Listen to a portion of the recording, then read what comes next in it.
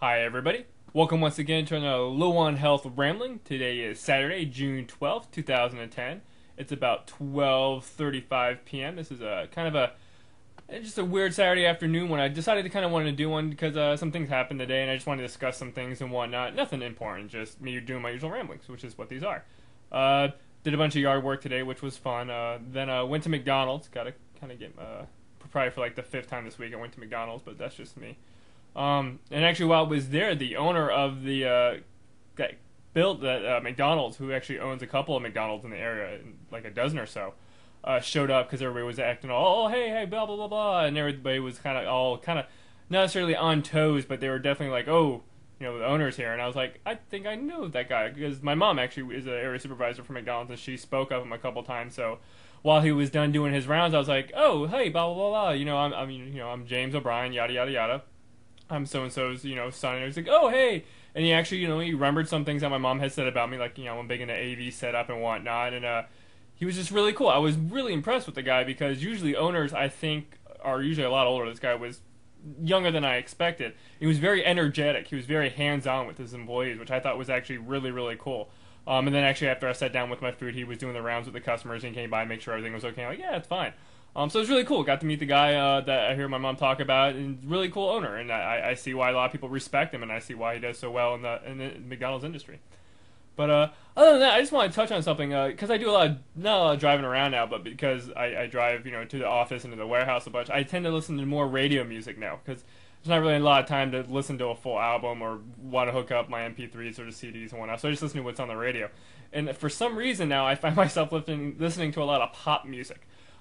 Which usually I'm always against pop music because it's all kind of sugary and kind of too much of the breeder mentality.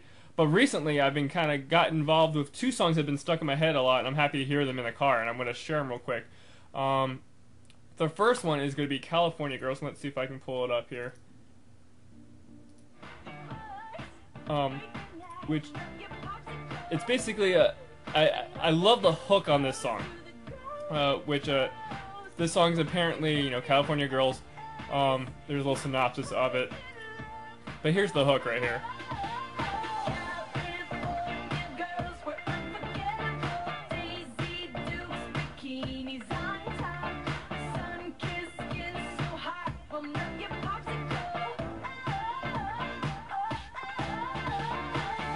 Okay, so I hear this song in the car all the time, and I love it. It's good. It's poppy. It's actually probably my summer song, with the thong song and other songs that are just kind of summer-esque. This would be my summer song.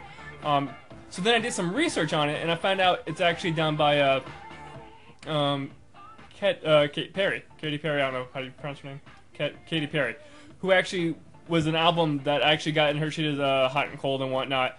But actually, this is kind of the big thing of it. She basically decided to kind of do a song because after East Coast, what was it? Empire State of Mind, which is Jay-Z's song, kind of giving New York a song. She wanted a California song.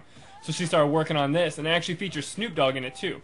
But when I was listening to it on the radio, I didn't know it was her. I knew it was Snoop Dogg, but I didn't know it was her. And I actually enjoy her music because I enjoyed her last album, which if you read my music article on Low on Health, I mentioned that I'm a big fan of her recent album, and apparently this is a single off the new one. But it's just really cool. It's a nice poppy song, and I was happy and surprised to see that she's the one that does the vocals on it because I enjoy her music actually to an extent, which is kind of interesting. I like I said, I don't really like pop music, but I just find it interesting that I've been listening to this recently.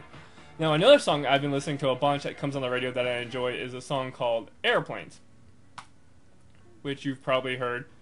Let me see if I can find the chorus on this one. We pretend that airplanes in the night sky like shooting stars. I could really use a wish right now, wish right now, wish right now. Can we pretend that airplanes in the night sky like shooting stars? I could really use a wish right now. Yes, I'm just bobbing my head at music because I really like the song. Yeah, I could use a dream or a genie or a wish. So this song would come on every now and then. I'm like, oh, I really like this song. And then it's apparently by Airplanes by this B.O.B. guy who does a couple songs. But I also like basically the hook, the chorus of the song. And the hook and the chorus of the song is actually done by Haley Williams, who is actually the main singer for Paramore, which is another band that I've come to kind of enjoy listening to their music. I have a bunch of their albums, some live albums on my computer, and every now and then I'll just listen to them all because I enjoy it. So I thought that was really cool. I love this song, and once again, it's a surprise that the lead chorus vocals on it is from another female artist that I enjoy. But then actually, I've also heard other versions. There's a part 2 to this song, which features Eminem. And I'm not gonna say I'm a huge Eminem fan, but whenever he does like features or kind of just his singles, they're really good. And I mean, the guy has a rhythm, and you have to give him credit. He's a good rapper.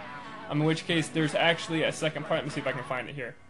A second kind of version of the song or extension of the song. Let me see if I can find the Eminem's part. Here's the chorus again.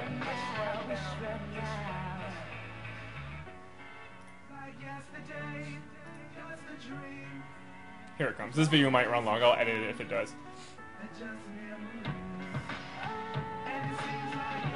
But I like the extended version of it too. You may be heard the extended version on the radio.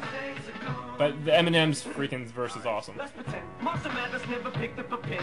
Let's pretend things would have been no different. Pretend he procrastinated, had no motivation. Pretend he just made excuses that were so paper thin they could blow away with the wind. Marshall, you're never gonna make it. Makes no sense to play the game. There ain't no way that you win. Pretend he just stayed outside all day and played with his friends. So once again, I didn't want to do a big rant about it, but for some reason these two songs particularly have been stuck in my head, and I don't know, it's because maybe I'm in a more chipper mood or more exuberant mood that I'm like, hey, you know, it's kind of happy and poppy, and I'm just kind of, for some reason, gravitating towards these songs.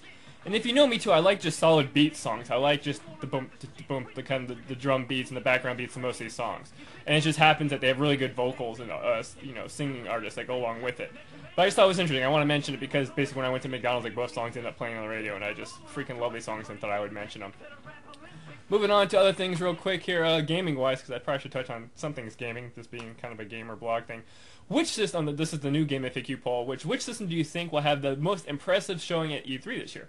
Now, I mentioned before that I'm really kind of pushing for the 3DS. I really don't know if I'll buy one, but I'm on the fence right now. Of course, I don't know anything about it, but I can tell you right now, if it's $300, has a decent web browser, if it does YouTube, great, has Wi-Fi, can play MP3s, then I'm sold. Like, I'm almost looking for a media device that does all that and has a camera. If it has the supposed camera, that's basically almost everything I would want on a portable device. And if it has a mic and can do Skype, that's like 6 things. If it has all those things and $300, I will probably buy one day one. Even though I'm not the richest person in the world, I am an early adopter. But if it does all that functionality, I would totally be for it. Like being able to do Skype, pictures, surfing, YouTube, and then even MP3 music playing. And then gaming, I guess. Who cares about gaming nowadays? So I'm going to pick Nintendo 3DS. So I picked that, and then let's see what we got going on here. That's like the third ranking one. People think that, most impressive-wise, people think the PlayStation 3 are going to have an impressive showing. Why? Because of Killzone and Resistance or whatever? They all look the same. Ooh, jetpacks. PlayStation Move? Like, who really cares about the PlayStation Move? The Xbox 360, Natal looks cool and all. Like, maybe they'll have some games. But I'm saying most impressive that people are going to be talking about and blown away with, it's going to be the Nintendo 3DS, unless it's very underwhelming. But it's just really interesting to see that people are pushing for the PlayStation 3. Like, what the hell is that guy do this year? Whatever. Let me just go on and move on to the Game Anime Collection, which hopefully I won't ramble on too much. But let's go ahead and do it real quick. It's going to be, boom, True Crime Streets of LA. This game actually has Snoop Dogg in it. That's kind of funny now that I think about it. But this is kind of like a Grand Theft Auto-esque game where you kind of play a cop. Well, you play a cop and you kind of clean up the streets of LA. It has some iconic LA streets and kind of cities and landmarks and whatnot. And a lot of people automatically disenfranchise this game because, like, oh, whatever, it has Snoop Dogg on it. It's a thuggish type of thing. But it's very much like a standard crime story type of John Woo type of film. It's just really cool. Like, I love the open world endpoint. Basically, you'll be driving around. You'll hear on the, the radio, hey, there's a disturbance here. There's gunfire here. You can actually drive there, arrest people. Like, you can flash your badge. They might run. They might stop. You can arrest them and handcuff them and call them in and whatnot. That's really cool. The open end part of it. The driving is great. The gameplay was great. It was just a really good, solid game. And I love that open-endness of you being a cop, hearing the radio, going somewhere, flashing badges. There'd be, like, public indecency, couples making out in the park naked, and you'd chase after them. It was just a really funny game.